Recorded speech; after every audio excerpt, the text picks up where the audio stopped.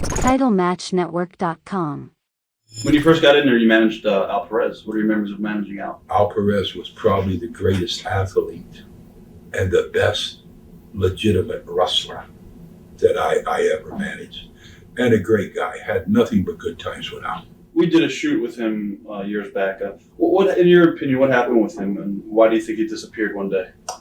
Well, I'll tell you exact story what happened to him. I went to the office and I lobbied for him to work with Ric Flair. The first night he was supposed to wrestle Flair was in the Bayfront in Florida. And Kevin Sullivan came to me a few days before and said, Gary, Al Perez said he's going to shoot on Ric Flair at the Bayfront. And I said, please, that's ridiculous. So he said, well, you better check. So I went to Al. I said, Al, did you tell someone that you were going to shoot on Ricky and take the belt from him? And he said, yes. I said, you got to be ribbing. He said, no, I can beat him. I'm a better wrestler than him. So I'll beat him, and then they'll have to give me a big contract to drop the belt back. I said, Al, you can't do that. I went to the office representing you to get you this opportunity. Now you're going to tell me that you're going to shoot on Ricky and take the title? You think Ricky's just going to lay down and let this happen? He's not going to do that. And Al said, well, I don't care. I can do it, and I'm going to do it in my hometown. And I said, you're going to do it without me? Right. I can't do this. I mean, I've worked for the Crockett's off and on for 20 years. You know, I can't do this. So he says, well, I'm going to do it. So I went to Kevin and I said, Kevin, it's the truth. He told me it was the truth. So they figured out the idea that Gary didn't show up. So the match couldn't take place. They said in a contract if Gary Hart's not in the corner, the match is not validated and you can't have the match. So that's when Al and I separated. Wow. Did any of the boys go up to him and, say, what are you thinking? Was that... No, I don't think so. Only I did. I said he was pretty much done with the territory right after that, right? Yeah. That was it. That was it. Wow. Yeah. And I hated to see that, but I could not allow that. Right. I had to, even though I represented him and I liked him, I had a responsibility to the office and to the promotion. I was the one that went and asked, please give Al an opportunity to go around with Ricky and make big money. And then he wanted to He wanted a contract. Yeah. That's crazy. Yeah, it is. That was with Gary Hart. I just put over Kevin Von Erich for the world title out of World Class. And we were going into the NWA.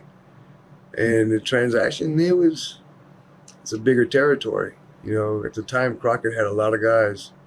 I walked in the dressing room, I was like, man, what am I doing in here, And they had some pretty big boys, and it was a A1 show. What are your thoughts on Dusty Rhodes? Because he was the booker at the time. Dusty was good. Dusty took care of me up to the end when he wanted to reopen Florida. And I always said what I want to do when I get ready to retire or end my career, I wanted to run Florida as my last territory. And I worked for Dusty over in NWA when they made a transaction to WCW. When Dusty was on his way out, that's about the time I was on my way out. Because when I forgot the new booker that came in, and it was Flair had an ear on it. And Dusty was leaving, and I said, what do you see for me? I told a new booker in Crockett and Turner, I said, what do you see with me? And he says, I see something, but can you do the Superfly? I forgot what the booker's name was, and I told him, I said, you know what? I said, in that ring, I can do anything. The Superfly is Jimmy. I said, you got 2 weeks. I'll give you my 2-week notice now. You got 2 weeks to come up with something or I'm out. I gave him my 2-week notice right then. And he came up to me in St. Pete. I did a few. That's when Flair had his ear too. And I told, I had a deal with Flair. I put him over anywhere because I knew we were going back to Florida. So I'll put you over anywhere you want. In Florida, I'm not putting you over. And we worked out an agreement. We had a WDQ. We'd go to Broadway. And the night at St. Pete, Booker come up and said, how do you think that my world champion beating you is going to hurt you? He's beaten everybody. I said, it's not going to hurt me. He said, well, good, then you'll do the job. I said, no, it's not going to hurt me because I'm not doing the job. And they put Eddie Gilbert in to fill my place, and it took them 45 minutes to get the match started because the fans didn't want to see Eddie Gilbert. They wanted to see me, a hometown boy. What was your reason for not wanting to do the job? Just That was the agreement I had with Flair, and Right. he agreed with it. Now, the Booker's going to come in there and say, no, I want this. And that night I told whoever it was that the Booker was, I told him, you'll be here for 6 weeks and you'll be gone. And I think he only lasted 4. do you think Flair just agreed to your face and then went behind your back? I'm sure he did. I'm sure he did. Flair's a good guy, but he's one that you really got to keep an eye on, and that's why he stays on top as long as he does. And that's why he's still in there now, because he's learned to take care of himself, and there is no number 1.5. It's Flair, and that's it. Now, how did you originally get paired with? I know Gary Hart was down in what class. Whose idea was to bring you in with Gary there as your mouthpiece? Gary. Gary was the one.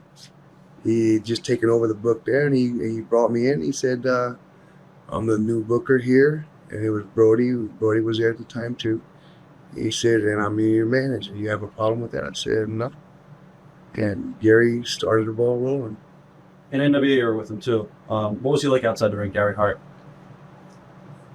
Gary liked a little bit of a booze. Cognac was his thing. Huh. He wasn't a bad guy. He stayed to himself. He was pretty quiet. All right.